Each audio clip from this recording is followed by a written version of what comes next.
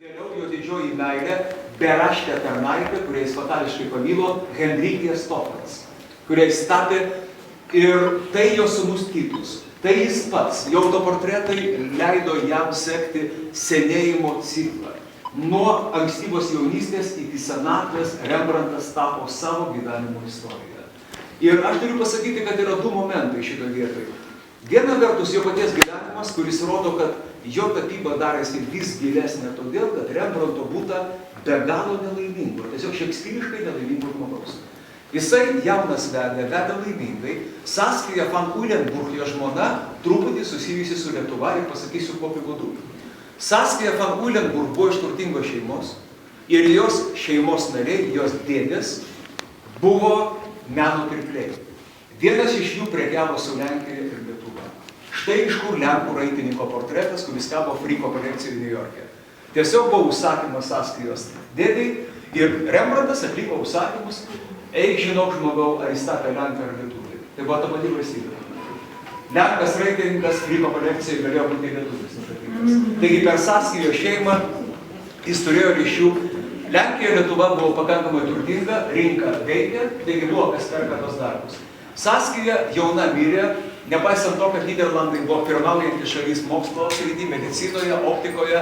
Ji mirė nuo visiškai juokingos ligos, tai buvo kažkas panašaus į tuberkuliozę, ji labai lengva forma jos. Ji mirė, vienas po kito mirė jų vaikai ir Rembrandtas liko su Saskijos testamentu. Kadangi ji buvo turtinga, jis ne, jis tapo turtingu jos dėka, jos testamentas buvo toks. Jis, jeigu jį miršta, neveda niekada daugiau. Jis neveda. Taip ir atsitiko. Su Henrikija Stofans jie gyveno, kaip sako liaudyje, nečestyje. Žodžiu, jie buvo nevedę, jos smerkė už tai, praminė ją labai negražiai, yra parašytas romanas, visai neseniai išleistas, kuris ir vadinasi angliškai Rembrandt's Horror, Rembrandto kekšė. Taip jie vadino aplinkiniai. Tai jo gyvenimas buvo labai nelaimingas, jis galiausiai neteko Tito sūnaus, kuris jaunas mirė. Ir ką jūs matote, Rembrandto tapyboje yra tiesiog vis didesnės nelaimės istorija. Sibaritas gyvena prabangiai, labai prabangiai. Geriausiai apmokamas Nyderlandų tapytojas, nelaimiai jis mėgo prabangą. 2 metus blogai užsako jo darbus. Savo nelaimiai išmoko keletą mokinių komerciškai gerai tapyti. Tai yra Ferdinandas Biolis, Art de Helderis, kurie tampa sėkmingesni už jį. Porą metų masiškai rinka perka jų darbus, neperka Rembrandto, jis bankrutuoja. Per porą metų. Iš varžytinių parduodamas namas jau prabangus, namas muziejus Amsterdame ir galiausiai jisai persikelia į labai mažą butelį Žydų gatvėje, štai iš kur senatvėje Žydų portretai. Jis gyveno šalia jų.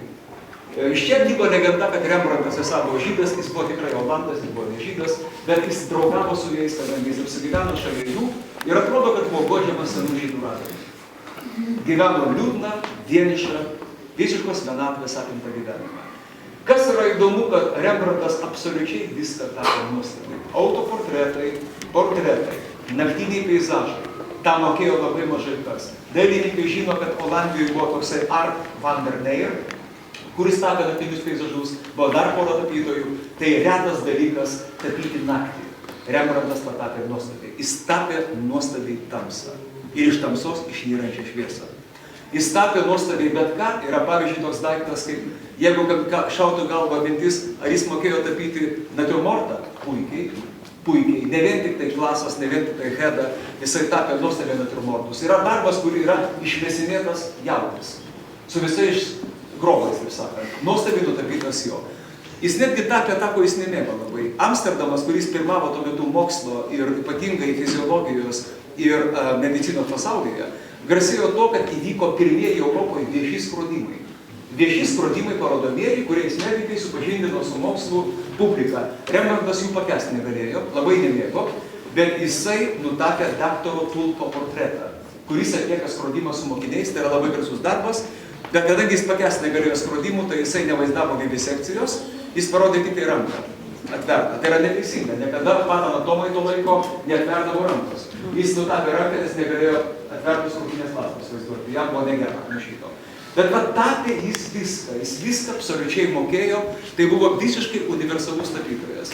Ir dabar prieinant prie Vaidoto kolekcijos nuostabios, Jis paliko labai daug piešinių, labai daug ofortų, labai daug vadinamųjų šablonų, kurie leido padauginti jo kūrinių skaičių.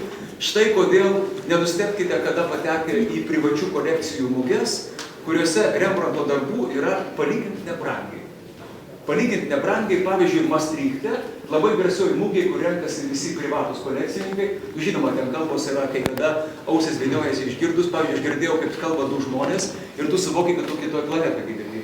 Jie sako, tu žinai, neįtikėtina. Jie pardavė New York'e Karavadžio už juokingą sumą, tai buvo 10 milijonų. Tai tokios kalbos. Bet Rembrandto kai kurie ofortai yra labai nebrangus. Jie galėjo kainuoti ir kainuoja 2-3 tūkstančius eurų. Tai palyginti yra labai nedaug, nes tų darbų yra daugiau. Ofortų ir įvairiausių iš šablonų paleistų darbų. Piešiniai yra taip pat tas sritis, kur tikrai Rembrandtas paliko be galo daug darbų. Bet kas yra nuostabu, jie daugelis yra nebaigti. Atrodo, jis buvo įvaldęs meną specialiai sąmoningai nebaigtų kūrinio. Šiuo metu vyksta Frigo kolekcijoje New York'e paroda, kuri būtent vaizduoja nebaigtus meno kūrinius. Jūs žinote, kad kai kurie tapytojai jos norėdavo baigti, tiesiog nepabaigdavo ne prie savo valią. Pavyzdžiui, yra žinoma, kad Leonardas kai ko yra nebaigęs, tarkime, Trijų karalių jis vieną kartą nebaigė, Uffizi galerijoje yra tas darbas, jis nebaigė, kadangi skubiai gavo labai kitą pelningą užsakymą.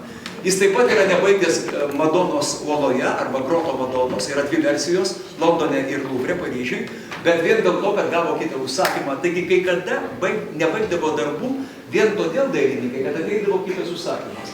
O Rembrandtas buvo įvardęs tokį meną, sąmoningai kai ko nepabaigė. Jis sąmoningai palikdavo tą atvirą tokį užbaigtą pasaulį. Ir man atrodo, kad šitoje kolekcijoje yra labai lengva išvelgti tų unikalių tokių nepabaigtų kūrinių. Stebėtojas yra įvedamas į tą paslaptį dailės. Yra špicai, yra kažkas tai padaryta, nebūtinai baigta. Nebūtinai. Bet potėpį genialų Rembrandto atpažinti galima. Tai, man atrodo, jo unikalumas yra tas, kad jis yra be galo šiuolaikiškas. Mūsų pasaulis tikrai gali išvesti Rembrandtą kaip tokį dailininką, kuris priklauso kiekvienam amžiui, kiekvienai epochai. Jis yra be galo šiuolaikiškas. Jis pranoko savo amžių todėl, kad prancūzui menotyrininkai suprato XIX amžiuje, kad impresionizmas gimė ne su prancūzais. Jis gimė su Halsu, su Rembrandtu, su Judita Leister, su tais tapytojais.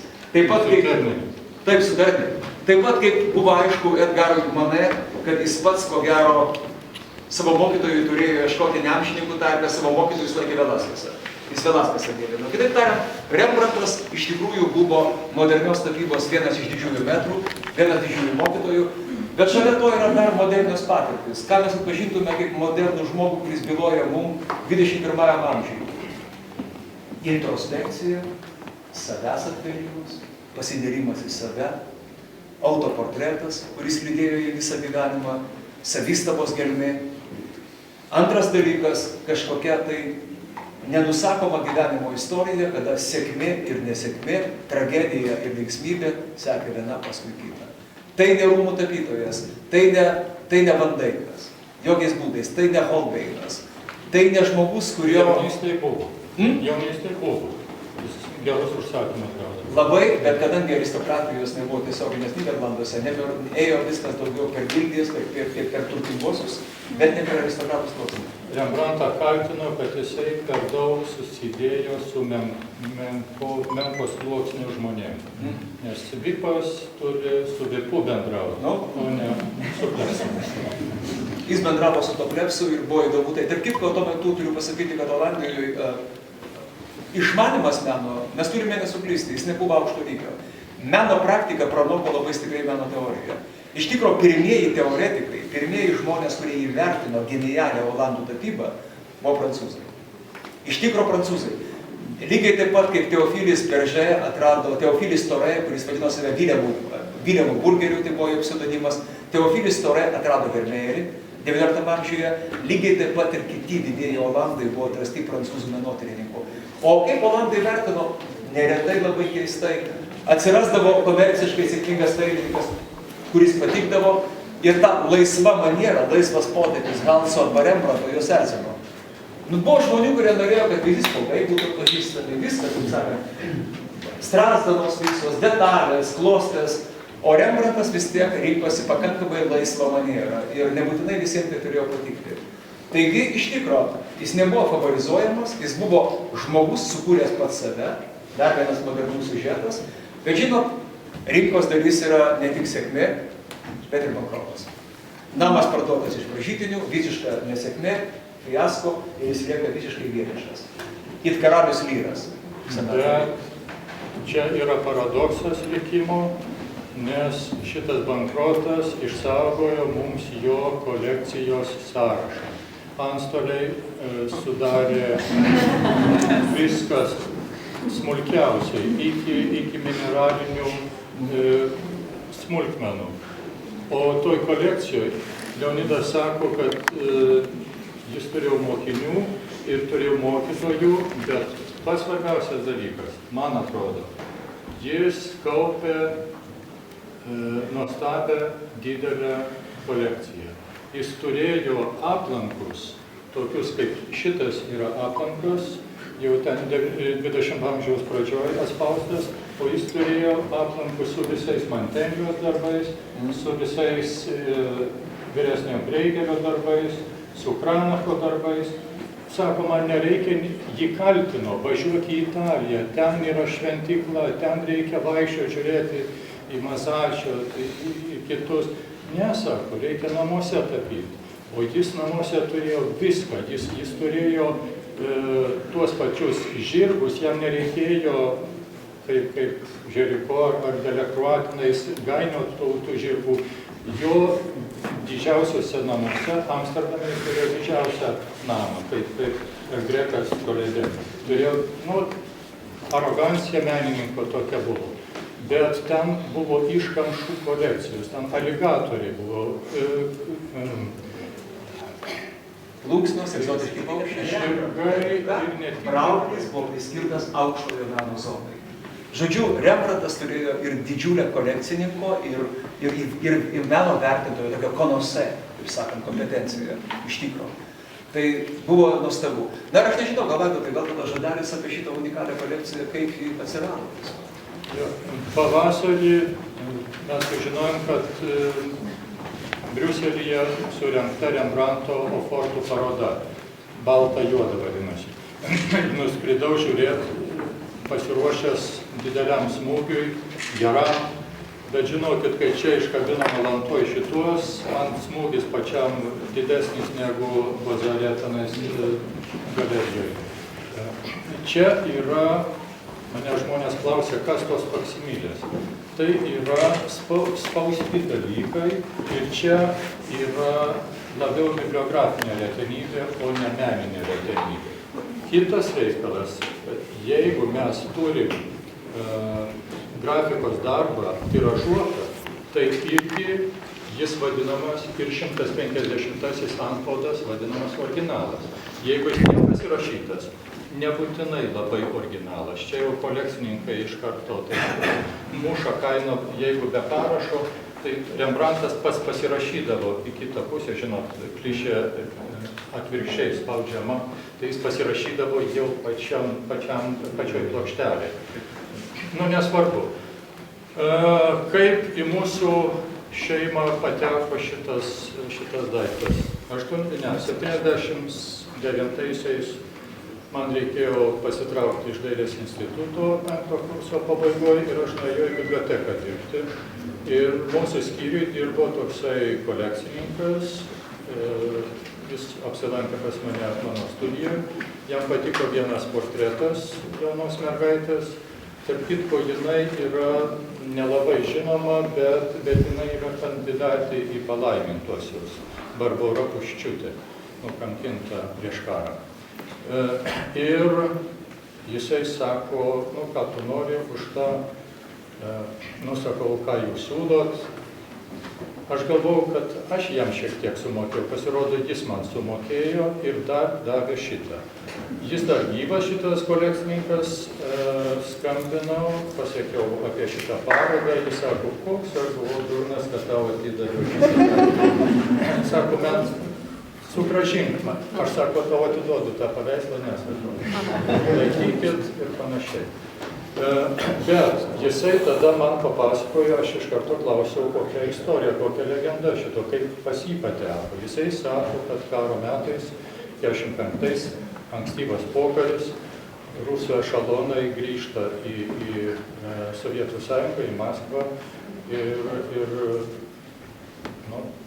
nieks nepagavo, nieks nenufotografavo, nedokumentavo tokių dalykų, bet man sakė, kad sustojęs ešalonas buvo ir už litrą samagono buvo išmestas šitas albumas, šitas aplankas ir pateko į jo rankas, o po to jau aš pasakoju, kaip pateko į mūsų rankas. Vakar Tomas Venclova skaitė puikius eilėraščius ir daug juose buvo biblinių siužetų, interpretacijų. Kai kurie dalykai čia, kuriuos apeisit, pamatysit viens prie vieno. Yra Senojo testamentinio Juozapo istorija viduriniai salytai, tenais yra su broliais prieš įmetant į duobę, į tą šulinį. Čia iš 50 lakštų yra 24 bibliniai siužetai. Labai įdomu. Čia aš negalėjau pasirinkti, ką aš gavau tą trečią serijos numerį, o mūsiškis įspaustas ranka 7 numeris. Tai, kad tai yra vertybė, Amerikoje Metropoliteno muziejus turi šitą kolekciją, šitą būtent aplanką turi Kolumbijos universiteto biblioteka ir Bruklino muziejus. 6 egzemplioriai yra Amerikoje. Gal yra Europoje, bet nesekiau šitų, pagaliau ne visi turi viešinti. Jis gali turėti vien tik taip pat savo medituoti, džiaugtis ir niekam nerodyti, nepasakot, kad aš turiu. Ir paskutinis momentėlis dėl šitos kolekcijos tolimesnės eigos. Užvakar skambino į Berlyną Gabrieliai Žaidytei, kultūros atašė Lietuvos, ir sakau, mes darom šitą Rembrandto piešinių faksimilinę parodą, ir jinai yra iš Berlyno Karališkojo universiteto bibliotekos, išplėšta, išvogta. Ir sakau, reikėtų padaryti Berlyne šitą parodą.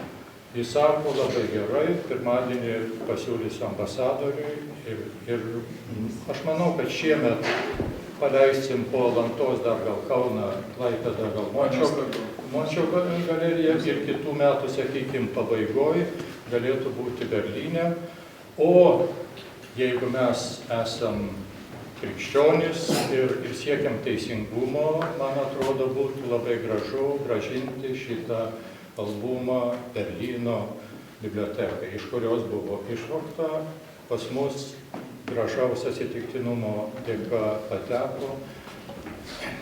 Bet čia šiek tiek teisinių dalykų, šiek tiek politikos. Galima visą tai daryti gana aukštų lygių, merų lygių ar nežinau, dar kažkaip. Bet tikrai mes nenorim įsikibę laikyti, mes norim dalintis ir džiaugtis. Ačiū visiems. Ačiū labai.